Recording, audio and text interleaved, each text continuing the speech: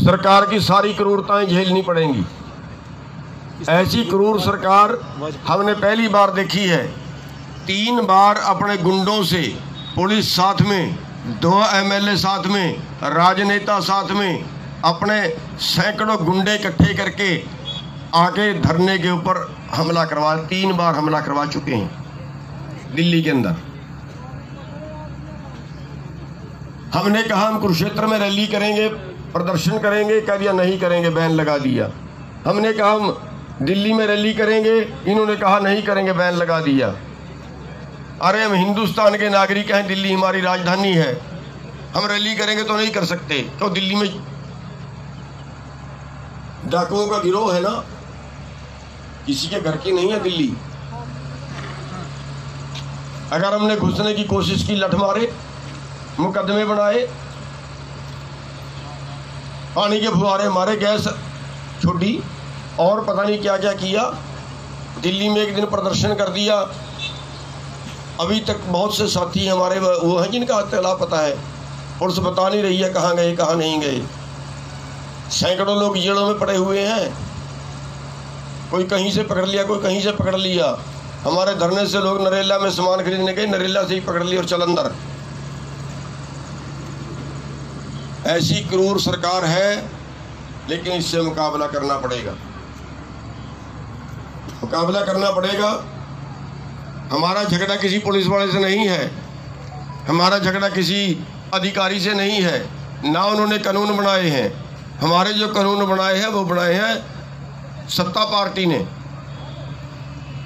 सत्ता पार्टी ने बनाए हैं। अगर वो हमें दिल्ली में नहीं घुसने देते, अगर वो हमें कुरुक्षेत्र में रैली नहीं करने देते, तो कल को हमारे गांवों में आएंगे ना वोट मांगने, रैलियां करने भी आएंगे ना, तो फिर क्या लाज करना चाहिए उनका? क्या हमें क्या घुसने देना चाहिए गांवों में? अगर गांवों में आए तो तसल्ली कर लेना, और इलाज नहीं है ना।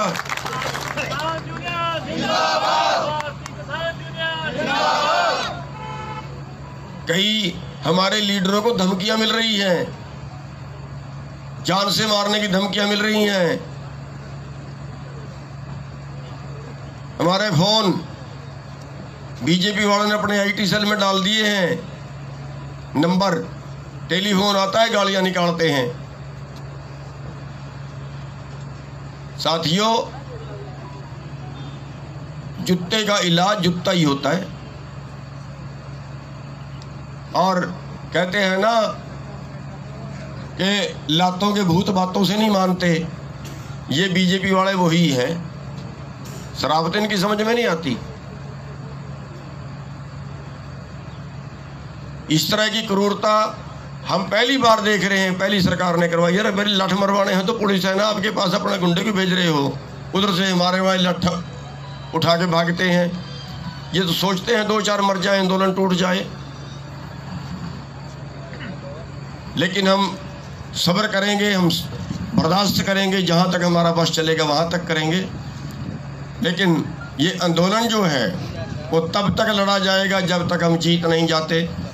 आखिरी सांस तक ये आंदोलन लड़ा जाएगा। बस मैं आपसे का धन्यवाद करने के लिए यहाँ पे आया हूँ, आपके दर्शन करने के लिए यहाँ पे आया हूँ।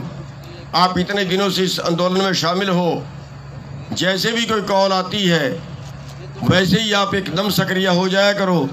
और अगर किसी गांव में कमेटी नहीं है तो अपनी कमेटी ज़रूर बना लीजिए, क्योंकि पहले जागृति, फिर संगठन, फिर आंदोलन। संगठन के बिना आंदोलन नहीं लड़ा जाता।